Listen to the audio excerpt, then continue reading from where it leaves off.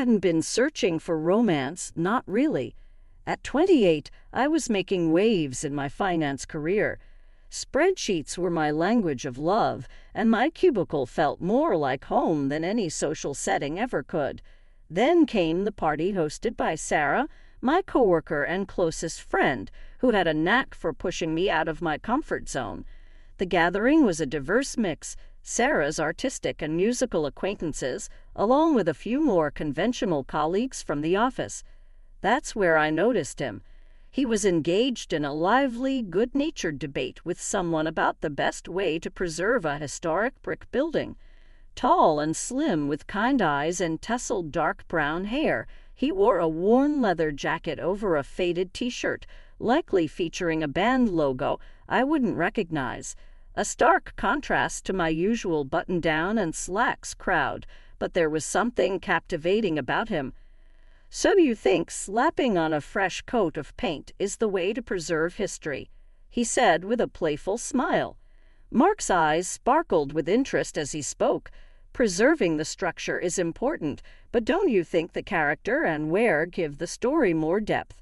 I found myself drawn closer, captivated by their lively discussion. Just then Sarah appeared beside me, a playful gleam in her gaze. "Mark, this is the spreadsheet wizard I mentioned," she said, giving me a gentle push forward. Mark turned to face me, his smile broadening. "Spreadsheet wizard, that sounds like quite the impressive skill," he remarked, his tone warm and intrigued. "It pays the bills," I replied, feeling a blush creep up my cheeks. "But I can also hold my own in a conversation that doesn't involve amortization schedules." I winked at Sarah, who snickered. "Challenge accepted," Mark said, his voice warm and inviting. "So, Sarah, the spreadsheet wizard, what do you think about preserving history?" We ended up talking for hours about everything and nothing. He was an architect, passionate about restoring old buildings and giving them new life. I told him about my crazy hours at the firm and the satisfaction of closing a big deal. There were no awkward silences, just a comfortable flow of conversation that felt effortless. As the night wound down, we found ourselves standing by the railing overlooking the city skyline. The air was cool and goosebumps prickled my arms. This was fun, I admitted, surprised by the slight tremor in my voice. "Yeah," he agreed, his gaze fixed on the glittering cityscape. "I wouldn't mind doing this again sometime."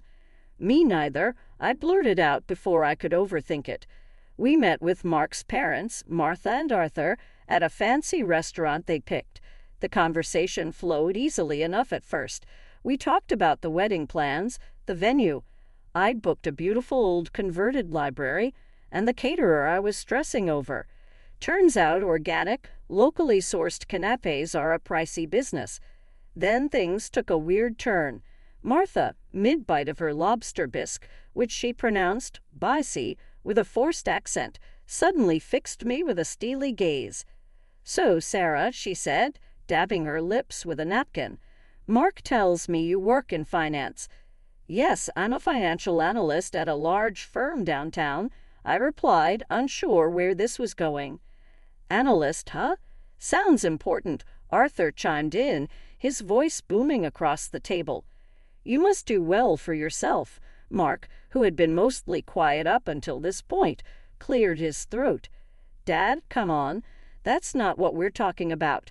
Just making conversation." "Son," Arthur said, waving his hand dismissively. He turned back to me. "So, Sarah, you mentioned a firm. Big name, I presume." I told him the name of the firm, a global player in the financial world. A satisfied smile spread across Martha's face. "Excellent," she declared. "And you say you do well for yourself. Investments, stocks, that kind of thing?" "Yes, I manage a portfolio," I replied, feeling increasingly uncomfortable. This felt more like an interrogation than a meeting with my future in-laws. "A portfolio, huh?" Martha leaned forward, her eyes gleaming. "How much are we talking about here, dear?" My jaw dropped. This was outrageous. Nobody, not even my closest friends, asked questions like that. I glanced at Mark, hoping he'd step in, but he just avoided my gaze, fiddling with his breadbasket. "That's really personal information, Mrs. Miller," I said, forcing a smile. "Oh, come on, honey," Martha huffed. "We're practically family now. Isn't that right, Mark?" Mark mumbled something non-committal, his cheeks flushed pink. I decided to take matters into my own hands. "Look," I said, trying to keep my voice calm, "money isn't everything. Mark and I love each other, and that's what matters most." "Love is great, sweetheart," Arthur chimed in again, "but let's face it, love doesn't pay the bills." I took a deep breath. This dinner was turning into a disaster. "Maybe we should stick to talking about the wedding," I suggested, hoping to change the subject. The next morning, I called my grandma. As soon as I hung up with her after recounting the dinner with Mark's parents, a wave of doubt washed over me. Her words, "greedy and selfish people," echoed in my head, but I brushed it off. Grandma could be a bit old-fashioned sometimes. Sure, Martha and Arthur were a little blunt, but they seemed genuinely happy for us. Maybe they were just a bit awkward when it came to expressing their emotions. Fast forward a few months, and wedding planning was in full swing. Everything from the venue to the flowers felt like pulling teeth. Whenever money came up, Mark would give a sheepish shrug and say, "Work's been a bit tight lately." His parents, bless their hearts, kept offering suggestions, cheaper venues outside the city limits, a family friend who did amazing catering for a discount meaning they'd barter for vegetables from their neighbor's garden. Needless to say, I ended up footing most of the bill. Mark, ever the charmer, would say things like, "You're amazing, honey, handling everything like a champ," but his lack of financial contribution started to grate on me. Finally, the big day arrived. It was beautiful. The weather cooperated, the food was delicious, and most importantly, Mark and I said, "I do." The only sour note was Grandma. After the ceremony, she pulled me aside, her wrinkled face etched with concern. "Sarah, honey," she said, her voice low, "be careful with those in-laws of yours. They don't have your best interests at heart." I rolled my eyes. "Here we go again, Grandma. They're just excited. They love Mark. They love me. Everything's fine."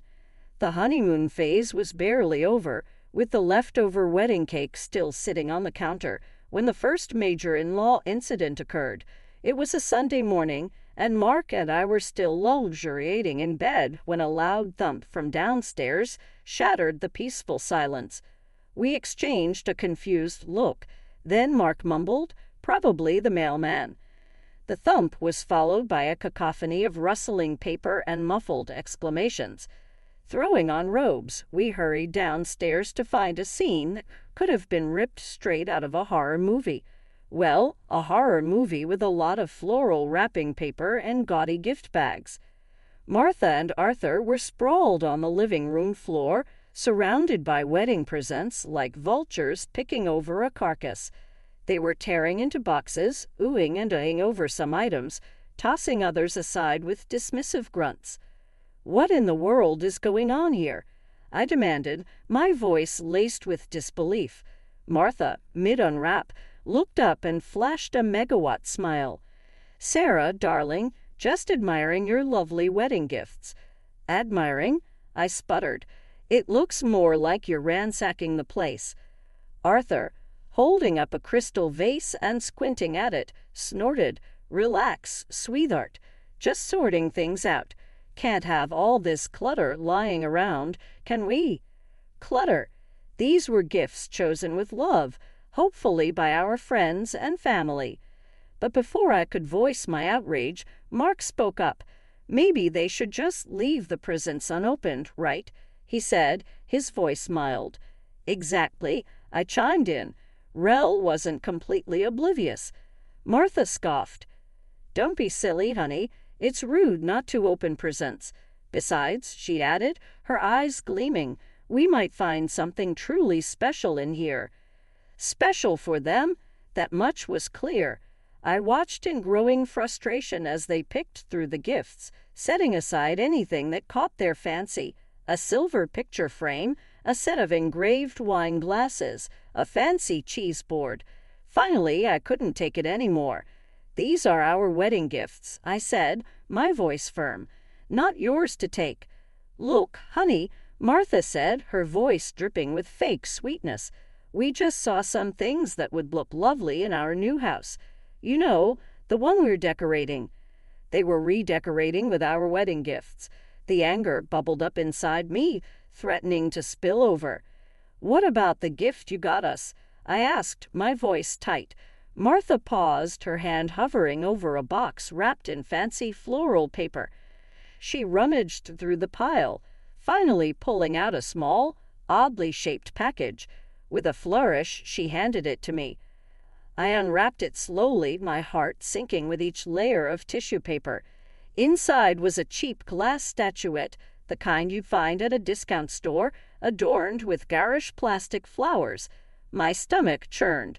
This was their idea of a wedding gift. Maybe Grandma was right. Maybe I'd married into a nightmare. The wedding gift incident was just the tip of the iceberg. Martha's shopping spree became a regular occurrence. She'd call all chipper and ask me to join her for a girls' day out. What it actually meant was me being her unpaid personal shopper. We'd browse stores, and inevitably, Martha would find something she absolutely must have. Then at checkout, she'd do this weird shuffle with her purchases and mine, muttering about forgetting her wallet and how it's such a hassle with separate bags. By the time the cashier figured it all out, I'd be stuck paying for both our stuff. Arthur wasn't much better. Weekends were his prime visiting time. He'd waltz in unannounced, plop himself down on the couch, and proceed to spend the entire day glued to the TV, inhaling whatever snacks I had on hand. When I finally built up the courage to ask him why he spent so much time at our place, he looked at me with a straight face and said, "Saves money on groceries and electricity, doesn't it?" The audacity of the man. Did he think we were running a charity?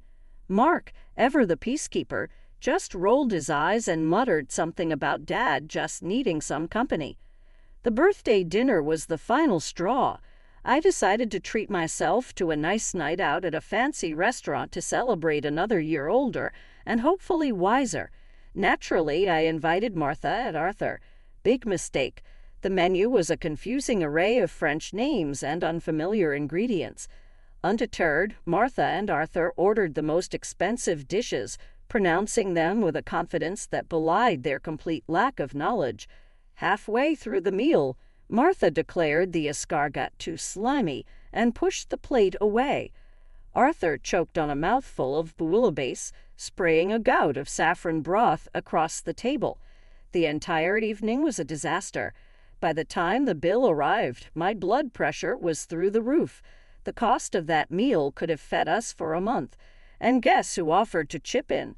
Nope, not Mark. He just sat there, oblivious, while I choked out a strained thank you to the waiter and reached for my credit card. Back home, fuming and frustrated, I finally confronted Mark. "How can you just let your parents walk all over you like that?" I demanded. "Come on, babe," he said dismissively. "It's not a big deal. They're just, like that." "Like what?" "Selfish and entitled." "Mark, this isn't okay." He sighed, running a hand through his hair. "Look, I love you, but you've got to pick your battles. My parents are, well, my parents. They're not going to change." Maybe he was right. Maybe I had been naive hoping to change them, to somehow mold them into the in-laws I'd always dreamed of. But the reality was staring me in the face. Martha and Arthur were who they were, and that wasn't going to change. The birthday dinner debacle was a turning point, but not the end. The in-law gift-giving strategy became painfully clear. Shower us with cheap, impersonal trinkets on holidays and expect extravagant presents in return. A framed picture of a lighthouse for Christmas. Try a top-of-the-line espresso machine for Mother's